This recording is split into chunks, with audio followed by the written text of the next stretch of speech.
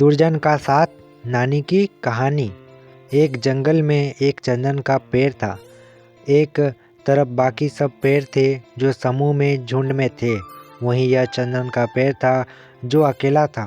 सालों तक इसी तरह से अकेले रहने की वजह से चंदन अपने अकेलेपन से परेशान हो चुका था। उसे भी अब विचार आते थे कि उसके साथ भी कोई खड़ा हो, या कम से कम उसका कोई दोस्त हो जिससे वो इतने बड़े जंगल में खुद को अकेला न महसूस करे। एक दिन उसने अपने सामने कुछ अंतर पर खड़े पलाश के पेड़ से कहा, तुम तो दिखने में बहुत सुंदर हो, तुम्हारे कितने सुंदर फूल हैं। मुझे पता है तुम्हारे कई सारे मित्र होंगे, लेकिन अगर तुम चाहो तो मैं भी तुम्हारा मित्र बनना चाहता हूँ। पलाश का पेड़ मुस्कुराया और बोला, हाँ हाँ, क्यों नहीं, बल्कि मुझे तुम्हें मित्र बना कर खुशी होगी, क्योंकि तुम ज़्यादा सुंदर न सही, लेकिन तुम्हारी खुशबू इस पूरे जंगल को महकाती है। तुम्हारी वजह से हमारे आसपास की हवा खुशनुमा रहती है और हमारा दिन अच्छा गुजरता है। पलाश की मीठी मीठी बातें सुनकर चंदन के पेड़ को बहुत अच्छा लगा। उसे लगा कि आखिरकार वह अब अकेला नहीं रहेगा और पलाश उसका सच्चा मित्र बन पाएगा। लेकिन वह कितना गलत सोच रहा था, यह उसे अपने भविष्य में पता चलने वाला था। एक दिन एक लकड़हारा पलाश के पेड़ की छाया में आराम कर रहा था। लकड़हारा काफ़ी चिंता में दिखाई दे रहा था। पलाश ने उसे उसकी चिंता का कारण पूछा तो लकड़हारे ने उसे बताया कि वो जंगल से सूखी लकड़ियाँ काट कर उन्हें बाजार में बेचता है और उनसे पैसे कमाता है, और इस तरह से वह अपना घर चलाता है। लेकिन आज पूरा दिन जंगल में घूमता रहा, फिर भी उसे कोई भी सूखी पेड़ नहीं मिली जिसकी लकड़ियों को वो काट सके। आखिरकार थक कर वो यहाँ आराम करने बैठ गया। पलाश लकड़हारे की बात सुनकर बोला, बस इतनी सी बात, माना कि तुम्हें सूखी लकड़ियाँ नहीं मिली, मगर तुम्हें कुछ कीमती लकड़ियाँ मिल जाएगी जिन्हें बेचकर तुम्हें अच्छे खासे पैसे मिले तो तुम्हारी समस्या का हल हो जाएगी। लकड़हारे ने कहा, तुम कह तो ठीक रहे हो, लेकिन मुझे कीमती लकड़ियाँ मिलेगी कहाँ से? पलाश के पेड़ ने लकड़हारे को अपने सामने कुछ दूरी पर वही चंदन का पेड़ दिखाया जिससे उसने थोड़ी दिनों पहले ही मित्रता की थी।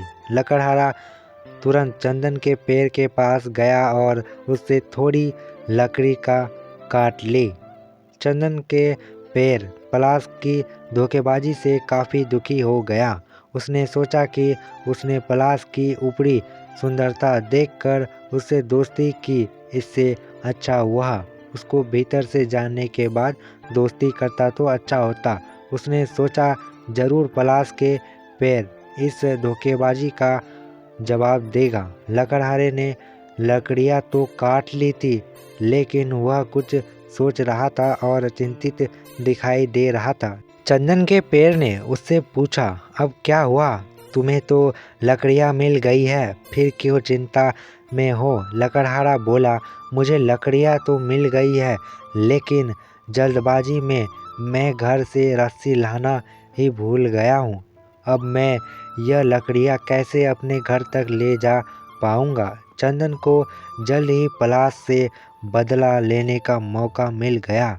चंदन ने लकड़हारे को कहा, इसमें क्या समस्या है?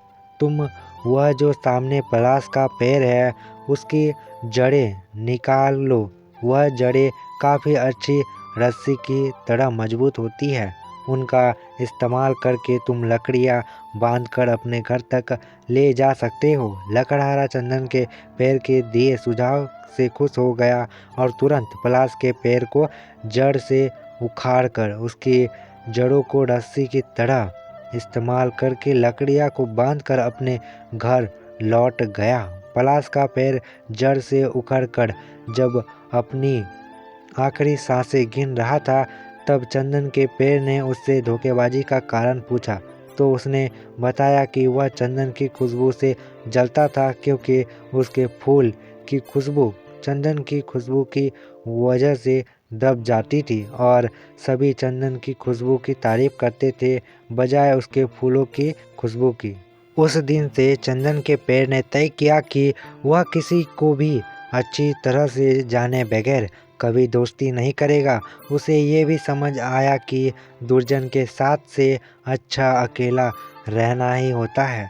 तब से चंदन का पेड़ जंगल में अकेला ही रहता। अगर आपको यह हमारी कहानी अच्छी लगी तो कृपया आप किसी अन्य व्यक्ति के साथ इसे शेयर कर दें। आपका वीडियो देखने के लिए धन्यवाद।